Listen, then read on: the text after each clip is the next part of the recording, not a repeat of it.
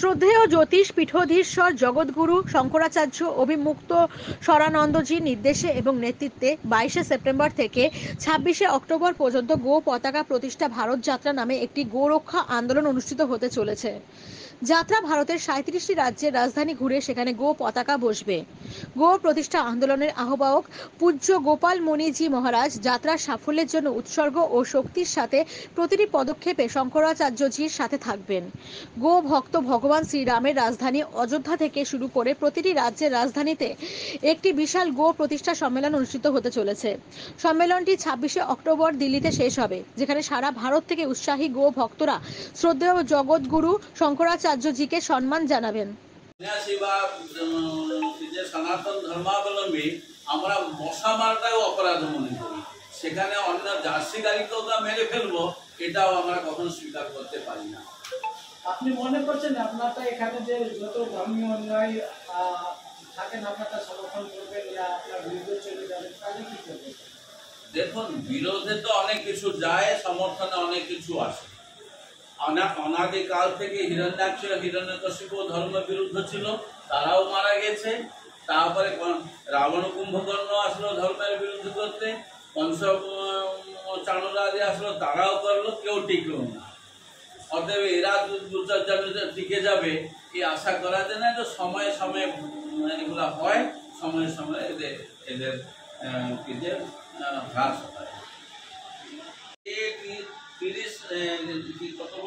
30,000 ton গোমাংস রপ্তানির জন্য যে চুক্তি হয়েছে সেগুলা নষ্ট করা যায়, এই লাইসেন্স গুলা রদ্দ করা দরকার।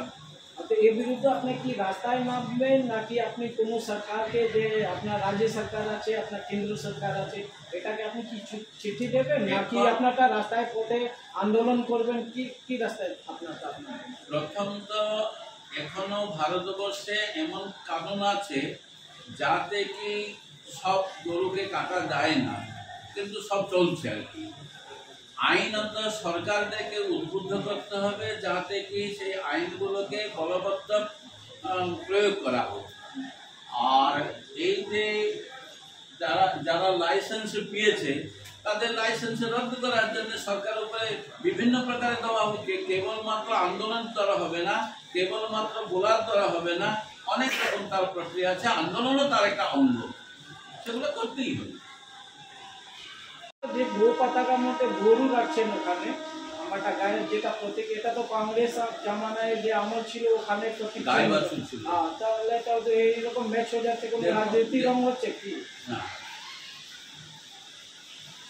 কেউ যদি তাকে কংগ্রেস যদি কোনো চিহ্ন নেই বা কোনো পার্টির কোনো চিহ্ন নেই, যেন পদ্মফুল।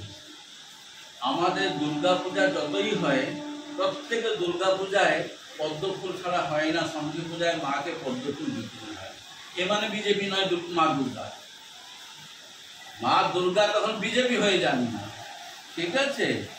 আর কুচো ফুলও দরকার পড়ে। কুচো ফুল মানে এ নয় কি তৃণমূল হয়ে যায়, ওটা পূজার অঙ্গ এগুলো। এই নয় কেউ যদি তাকে গ্রহণ করে সেটা তার ব্যাপার, সেটা সরকার বুঝবে, ও বুঝবে। এবং গাই বাছুর যে চিহ্ন ছিল, এই নিয়ে কেস হয়েছিল এবং রাজনারায়ণ সেখানে কেস করেছিলেন। এটা এই প্রতীক হচ্ছে ধার্মিক প্রতীক বলে। আর গাই বাছুর চিহ্ন রামরাজ্য পরিষদে পূজ্য করপাত্রী মহারাজ গাই বাছুর চিহ্ন চেয়েছিলেন চুনাব আয়োগের কাছে, কিন্তু ধার্মিক প্রতীক বলে তাকে দেওয়া হয়নি। পরে ইন্দিরা গান্ধী যখন ইন্দিরা কংগ্রেস স্থাপিত করলেন, তখন গাই বাছুর চিহ্নকে দেওয়াতে রাজনারায়ণ এই পথ দেখিয়ে চিহ্ন কেস করেছিলেন এবং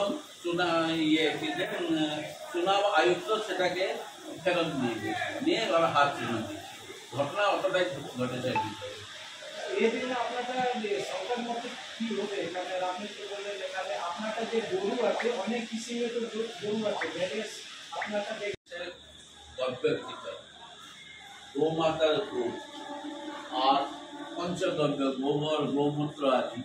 কেননা আমাদের যতগুলি ধর্মীয় কাজ, এগুলাতে এই পঞ্চদ্রব্যের অবশ্যই প্রয়োজন। বিনা পঞ্চদ্রব্য আমাদের কোনো ধর্মীয় কাজ হয় না। এমনকি সমাজের মধ্যেও যে অশৌচ আদি হয়ে যায়, সে অশৌচের নিবৃত্তির জন্যে পঞ্চদ্রব্যের প্রয়োজন।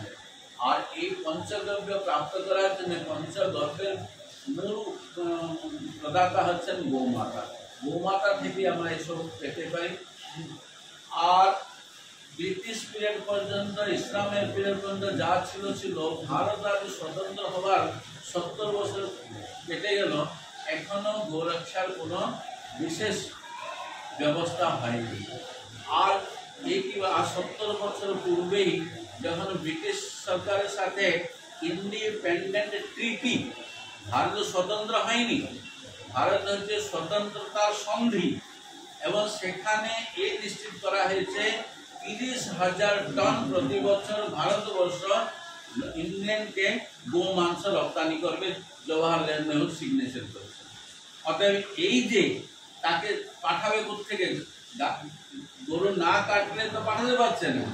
এর জন্য সরকারও বাধ্য, যে সরকার আসুক না কেন, সেও বাধ্য যে গো হত্যা করে তার মাংস ইংল্যান্ডকে রপ্তানি করবে, নেই তো আন্তঃরাষ্ট্রীয় চুক্তি ভঙ্গ হবে। অতএব সরকারের এই প্রয়োজন যে বিল নিয়ে এসে বা যে কোনো প্রকারে এই চুক্তিকে নষ্ট করা এবং ভারতবর্ষ থেকে গোমাংস রপ্তানির ব্যবস্থা তুরন্ত বন্ধ করা। আর ভারতবর্ষ থেকে গোমাতা তো রপ্তানি হচ্ছে, গোমাংস তো রপ্তানি হচ্ছে, তার পরিবর্তে কি কিনা হচ্ছে, পেট্রোল, ডিজেল এসব আসছে আরব কান্ট্রি থেকে। আর তাতে কি হচ্ছে, দেশের মধ্যে পলিউশন বাড়ছে। এমনকি এই যে মেশিন দিয়ে ধান কাটা, গম কাটা, এটাও বন্ধ হওয়া উচিত। কেননা মেশিনের দ্বারা কাটার ফলে আজ দিল্লি, পাঞ্জাব ইত্যাদি পলিউশনের মধ্যে ভরে যাচ্ছে। কিন্তু ক্ষেতের মধ্যে যে পরালি আজ থাকছে, তাকে আগুনে তারা জ্বালিয়ে পলিউশনের চারদিকে প্রদূষণ বেড়ে যাচ্ছে। সুতরাং যদি গোমাতার সংরক্ষণ হয়, তাহলে সেই পরালি গোমাতার খাদ্যরূপে এসে যাবে। আর চাষবাসের জন্য আর এই যে ট্রাক্টর আদির ব্যবস্থা তাড়াতাড়ি হবে, বাকি কি হবে, জমি তো অনুর্বর হয়ে যাচ্ছে, জমি অনুর্বর হয়ে যাচ্ছে, তাতে শস্য কেবল সার দিয়ে আমরা খাচ্ছি কি, এর ফলে আমাদের শরীরে যাচ্ছে কি কীটনাশক এবং ইউরিয়া আদি যে ফার্টিলাইজার। এর দ্বারা আমাদের শরীরে বিভিন্ন প্রকার রোগ হচ্ছে এবং নতুন নতুন রোগ আসছে। এর থেকে রক্ষা পাওয়ার জন্য গো রক্ষার বিশেষ প্রয়োজন। কেননা গোবর, গোমূত্র এগুলো হচ্ছে কীটনাশক। এমনকি দার্জিলিং চা বাগান থেকে যে রাশিয়া চা নিয়ে যায়, সেখানে গোমূত্রের দ্বারাই কীটনাশক প্রয়োগ করা হয়, তবেই তারা নেয়। অন্য কেমিক্যাল দিয়ে কীটনাশক দিলে রাশিয়া তার চা পাতা কিনছে না ভারতে। এই জন্য আমাদের গো রক্ষা, গো সম্বর্ধন, গো রক্ষা খুব প্রয়োজন। যদি পাবলিক, এখন সব ছোট পরিবার হয়েছে, কেউ গরু রাখতে চায় না, অতএব তার বিকল্প ব্যবস্থা করা দরকার, যাতে কি গো সম্বর্ধন হয়, গো রক্ষা হয়। এইসব কার্য আমাদের সরকারদেরকে করা উচিত। কেন্দ্র সরকার বিশেষ যোগদান দিক, যা থেকে গো সম্বর্ধন হয়। এবং আজকাল কি ডালডা ভেজাল, ঘি নামে ডালডা বা ভেজাল প্যাকেটের দুধ, আবার এদিকে প্লাস্টিকের প্যাকেটের দুধ দেওয়া হচ্ছে, তাতে আমরা বলছে যে ক্যান্সারের বীজাণু থাকছে, মানে ক্যান্সারের হসপিটালও দিন দিন বাড়ছে। আজ আমাদের মৃত্যু মুখে আমরা পড়ে আছি। এ থেকে বাঁচবার জন্য গো সংরক্ষণ একান্ত প্রয়োজন। এবার